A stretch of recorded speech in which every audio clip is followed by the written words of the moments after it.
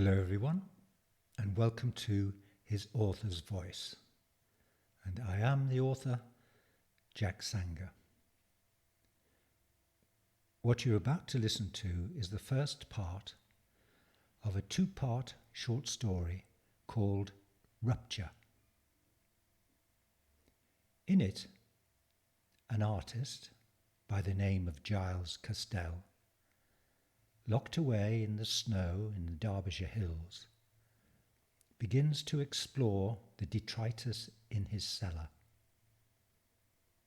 There he finds something quite disturbing.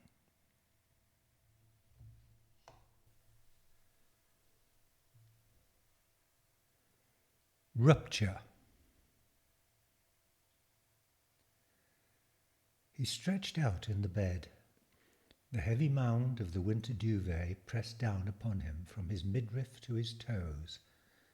Its Egyptian cotton whiteness was a continuation of the snow that was reaching into the valley from the outcrops above the house and plumbing up the window sills. The tarn was completely obscured.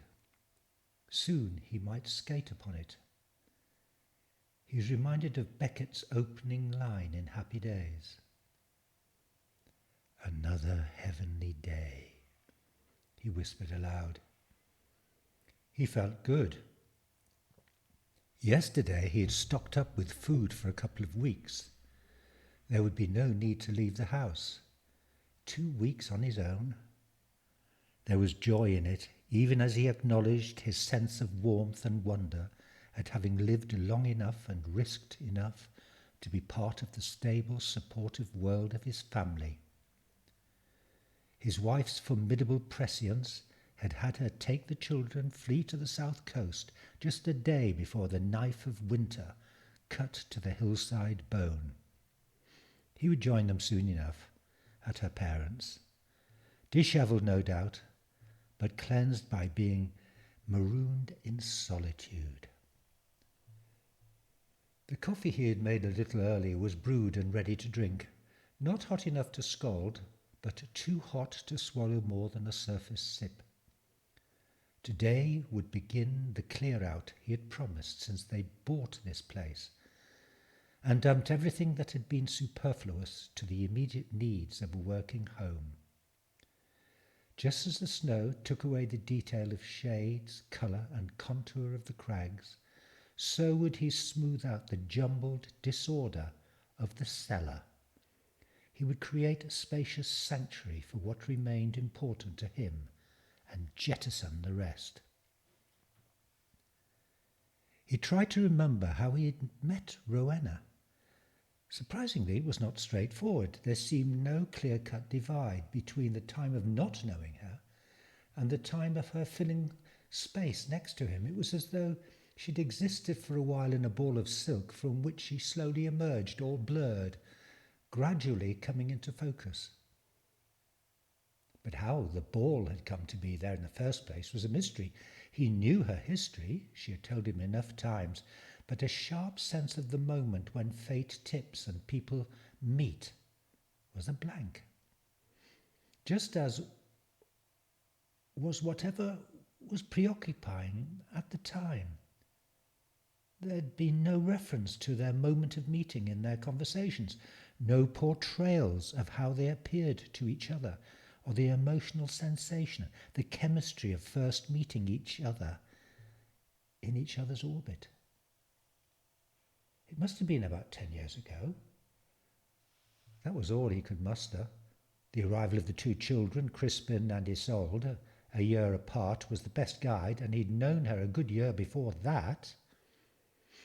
They'd never celebrated anniversaries, only their children's birthdays, and she wasn't one to sentimentalise and give permanence to dates and times before that. Suffice it to say that she was in his life, and she had brought him peace, love and stability after a fractured childhood of constant migration from one poverty-stricken dwelling to another, of parents more intent on destroying each other, atom by atom, than succouring him and his precocious talent. He'd been like an idiot savant. in their unconscious hands, only recognised and nurtured by his teachers, whose complimentary progress reports lay unopened on the hall table until he himself threw them into the dustbin. He'd mostly eaten alone. Food either prepared or brought and heated and left at regular times on the kitchen table. He was only starved of expressions of love and interest. All else was provided. When at 16 he took his last walk out of the high-rise flat in outer London, with its unlit, urine-impregnated concrete walkways, its broken furniture and meagre bed covering, he was sure they breathed a sigh of heroin-heavy relief.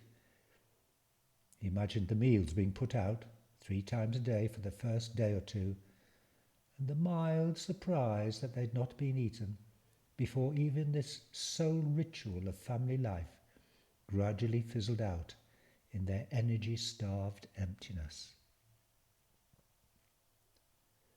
He knocked on the door of a warm-hearted teacher and asked him what he should do. This led to a young person's hostel and a weekly subsidy from the state and a place in a technical college studying the one thing that had made him outstanding in his young life, art and design.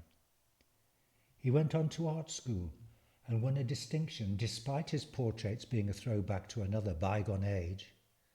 His final show sold out. Everything. He remembered the pleasure in it. All gone. No history. Make anew.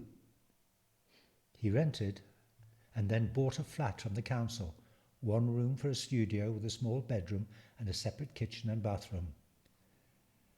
The waves of gentrification swept over his area and he sold it at a massive profit. He drew and painted for commission only. All he required from his clients was 1 sitting backed by sheaves of photographs. Ultra-realism. Finally, he bought and secreted himself in this retreat in the Derbyshire Hills, perched on the backbone of England. An acre of meadow before him, and beyond that, gorse and bramble upland. At some point, Rowena had become part of him. He began creating landscapes from his imagination, as if Rothko had had a visitation from Lilith to produce a strange, savage nature where symmetry and chaos were balanced in eternal conflict. His work became exponentially more sought after. A 4-wheel drive would be dispatched from a private Burlington gallery every so often to collect his work. Mostly it was auctioned after a suitably provocative stay on its cream walls, advertising a guaranteed investment for its client elite. No price affixed.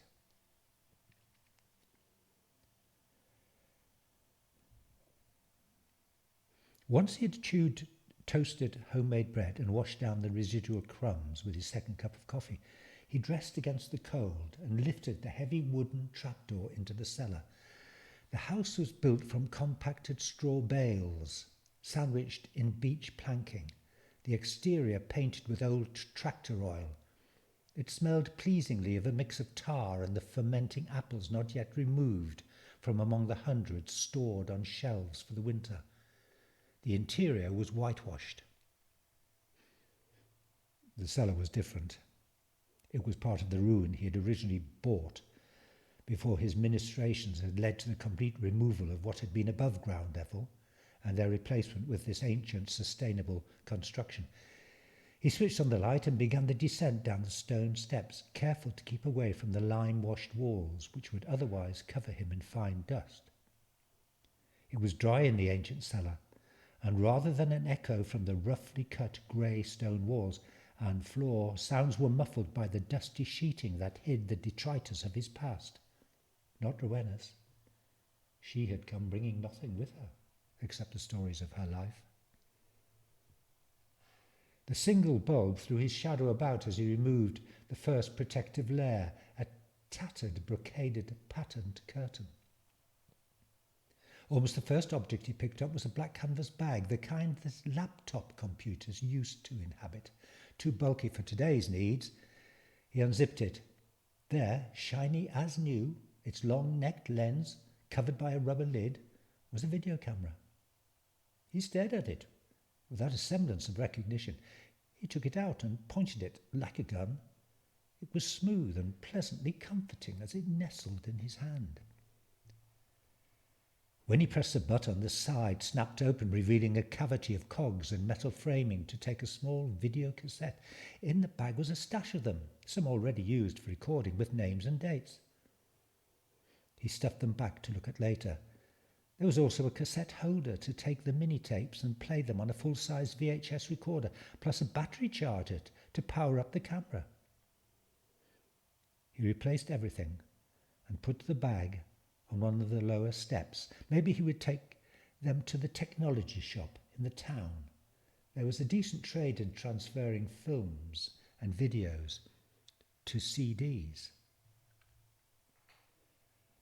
After a couple of hours of sweaty work, he began coughing from the dust. He had a pile of junk ready to lug up to the bins outside, but would do that when the weather relented.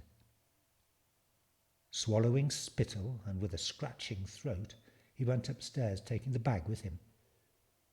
To ease his larynx, he poured a glass of milk and sat at the kitchen table.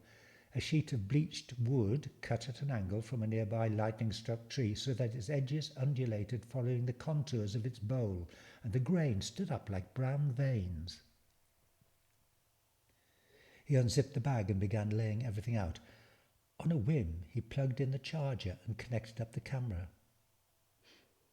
As he did so, there was a draft-induced perturbation across the backs of his hands, like static electricity. Curiously, he also felt a sense of emptiness in his chest, as though his heart had missed a beat, or the air was momentarily imprisoned in his lungs. The cassettes had labels on them to record what had been filmed. Most remained pristine and sealed plastic, but 3 were written on. The handwriting was familiar on 2 of them. It was his own. 2 tapes indicated video footage of exhibition previews, and the third, in a scrawl that was difficult to decipher, appeared to say, New Year's Party. It was undated. He looked again at the 2 that were indexed. Both had been recorded in 1990 in London. One at an artist's commune in the East End, his first post-degree show, and the other at a much bigger council-funded exhibition in a converted warehouse by the Thames, just along from Battersea Power Station. He dredged up flickers of memories from the time. Sittings with a tramp, a fat commission from an MP, a still life of decaying fruit in an ornate gold bowl, invitations to previews, an interview on local television. He thought back to what he had looked like at that time. Long hair, beard in a wide-shouldered grey pinstripe zoot suit, spotted kipper tie and white leather winkle pickers. Making his mark, different from the herd. Gruesome. Somewhere along the line he divested himself of that visual cacophony to adopt his present uniform of black, black and black. His hair cut weakly with electric shears and offering little more than a billiard table bays. It had taken the breakdown for him to metamorphose. In a sudden flight of fancy, he went to his laptop in the adjoining room and Googled the model and make of the camera, 1990 to 1993. He pulled the manual up on the screen and ran down the list of contents. A diagram showed how it worked. He didn't need a VHS recorder to see what was on the cassettes. By pressing another button, a rectangular monitor detached itself from its housing and provided a 4-inch by 2-inch viewing screen. Intrigued now, he made himself another coffee to defer the moment of revelation for as long as possible. The camera was charging, shown by a small winking red light. The hangar door was open, waiting for the cassette to be inserted. Parallel and in front of it was the viewing screen. To one side was a mug with flying geese stuck to its outside. Beside it stood a steel cafetiere like an old artillery shell, brewing. A small white jug of double cream next. The latter two belonged together. He often thought of them as a sort of visual mnemonic of an early painting he'd done, an elderly man, tall and strong for his age, and handsome grey hair, and round, tiny, rotund wife. They'd always arrived hand in hand. He pondered on the assortment of objects in front of him and went to get his digital camera. When he'd taken a number of shots from different angles, he reviewed them. They were pictures of pregnant possibility. Unpoured coffee, empty mug, waiting camera opened and ready, a cassette of unseen footage. Time was stilled. Once again there was that sensation of a void in his chest. He sat down. The odour of the brew had reached a critical point. His nose could always tell when it was perfect. He poured a deep brown stream into the mug and added the cream, watching it circle on the surface. The New Year's party cassette slipped into its housing. The housing clicked into the body of the camera, like a side-loading mortar. There was a choice of buttons on the top to record or playback. He pressed playback. First there was static, similar to an untuned television as it captured, he remembered, the echoes of the Big Bang at the beginning of space and time in the universe. And then the screen dissolved into semi-coherency, the bottom half like a geometric migraine attack. He altered the tracking control and produced a coherent, moving film, in colour, and with echoing sounds of music being played in the background. Along the bottom it said, date 31/12/1995, 11:30 p.m. The image on the screen was of a smartly upholstered antique sage green chair with high back and arms and ornately turned legs. Empty. Seconds later, a woman came laterally into view and sat down facing the lens. He'd never seen her before. She was black-haired, with attractive, sallow, long-nosed, Mediterranean features. Tall and dressed in shades of grey and black, he liked her aesthetic entirety. It was like watching an old cinema classic in which he felt deep pangs of longing for an actress who might, by the time he was viewing it, have lost her glorious early beauty or even died. All old films contained moving death masks. The woman stared composedly at the camera in the same way that subjects sat for their portraits. Her face was arranged to maximize her soulful beauty, but could not disguise the lines of sadness, despite her warm smile at the camera operator. The camera panned down to her black stilettos, then returned slowly up her well-formed calves, over her knees and the beginning of her thighs, embraced her grey velvet skirt, and then crept up the tight black Y-necked bodice. It paused for a moment on the curve of her breasts before returning again to her enigmatic face. Something in her eyes suggested she was not averse to this intimate familiarity. Her concentration was suddenly distracted, and she beckoned at someone off camera. A small bundle of ragged-haired impishness threw itself onto her lap. "You should be in bed," smiled the woman, striking the tangle. The child looked beyond the camera. "Daddy, what are you doing?" "Making a film," said a deep male voice. "Oh!" The girl buried her head in the woman's bosom in pretend embarrassment. "Turn it off," said the woman, "and put her to bed. I have to sort out the bowls of nibbles." The scene cut at that point. Involuntarily, he reacted and paused the replay. It was a window on another world, and he felt a little like a peeping Tom. The way the camera lingered on the woman's body was disturbing, but, he had to admit, highly seductive, very private. Who were these people? How did the cassette end up among his stuff? He must have been at some place and everything just got mixed up after a suicidal night. Maybe it was during his episode in hospital. He'd been in and out for a time, tripped by drugs and success, but there was still the fact that he didn't remember the camera itself or ever using it. He couldn't recall making a video at any time. Rowena assiduously assembled footage of the growing children with a state-of-the-art digital box of tricks that sat in her palm like a toy, but he never used it. He preferred photographs. He liked the framing, the blanking out of everything except the exact image he wanted. Films and tapes allowed too much life to leak in and corrupt the essence of what he was trying to capture.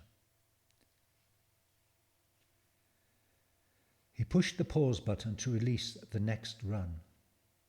The post-witching hour, bringing in the new year, was in full swing. The camera showed it was 1:10 a.m. People were wandering across the line of view with drinks in their hands, nodding in various degrees of self-consciousness at the operator, or making puerile remarks from the plaintive to the ribald.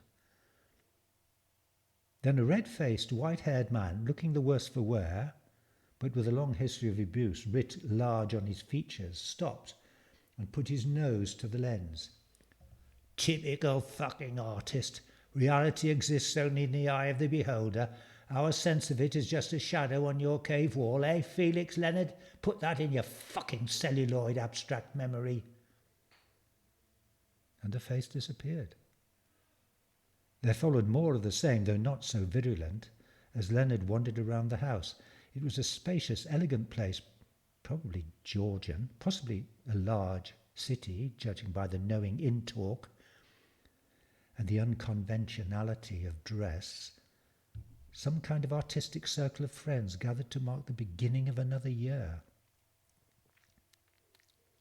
A young fellow in his middle teens came up, and his face contorted with a boozy grin. "Hey, let me do some, then you can get pissed as well." Hands came forward, disproportionately large, and pulled the camera away. "Okay, I'll start with you." There was a wild, jerky pan around the room, and the camera lens came to face its one-time operator. A shock ran the length of his body, and he smacked the pause button again, freezing the image. The face the young fellow had focused upon, the cameraman for those earlier sequences with the deep voice and seemingly called Felix Leonard, the daddy of the girl and probable husband to the Mediterranean beauty, was himself. There was no doubt about it. Though it wasn't the clearest image, he was staring at an earlier incarnation of his own features. He blinked his eyes and looked again. All but the basic facial elements he could not pin to any point in his life. This other him had sideburns, long and thick. The hair was coiffed, and he had a soul patch and goatee. Nevertheless, this Felix fellow was himself. No doubt. He was aged somewhere in his early 30s, and it would be about right, given the period of his life when he burnt a hole in his memory. He must check the other tapes. Surely they would confirm his recollection of the time before the disintegration happened. His eccentric vulgarity after he left college? In a sweat, he ejected the cassette and put on one of the others. Like the first, there were tracking problems, but eventually he was able to view clear, moving images. He saw with tidal relief a scene he recognized. The camera was moving languorously, handheld from one portrait to the next. Every one he could remember, brushstroke by brushstroke, oils, watercolours, crayons and charcoal. There was a cut, and then the resumption showed a full room of milling, well-dressed previewers, grasping champagne glasses, chattering, heatedly discussing, and watching avidly as their red spots were stuck on frames. That evening was, he remembered, just like a Harrod sale. He was so popular.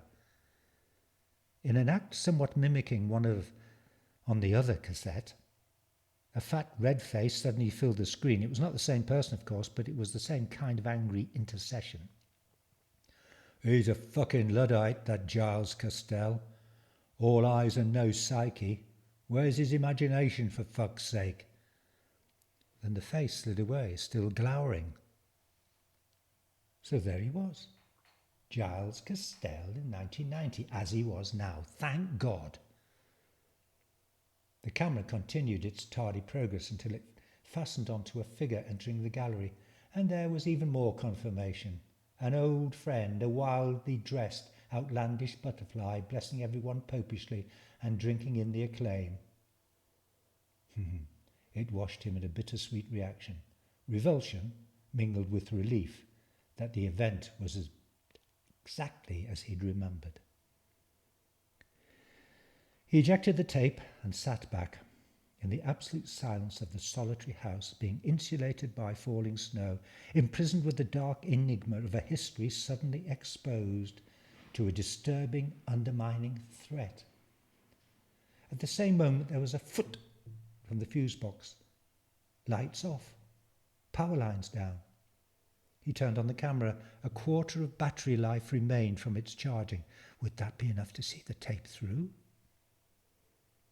He stood and paced the kitchen, now and then looking through the window at the featureless white pixelated curtain outside.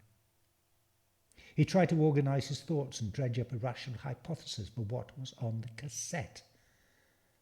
Nothing seemed grounded in possibility. A twin? That would be the stuff of a bad whodunit. Some aspect of his psychotic episode? But so long-lived, enough to have had a wife and daughter, or perhaps 5 years? Didn't seem possible. And wouldn't it have shown on the tape that he was in some way deranged? Instead, he looked content and at home with this other family. Nor did it explain how he seemed to have returned to a continuation of this current existence, as though the episode on the tape had never occurred.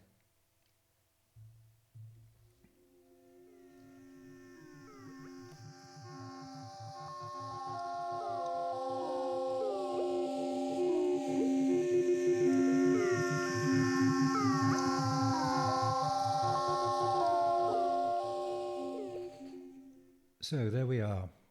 That's the first half of Rupture. I hope it's whetted your anticipation for the second half, and your minds are racing with possibilities of why this character, Giles Castell, can find a tape upon which he appears to be with a completely different family in a completely different world. You'll have to tune in and find out, as they say in broadcasting. If you want to read any of my work, short stories, novels, plays, Zen fiction, poetry, you can go to my site at www.jacksanger.com and download for free or make a donation. So there we are. That's all for now. Please subscribe to the channel and please pass on the news about it to your friends. Bye-bye for now. Bye-bye.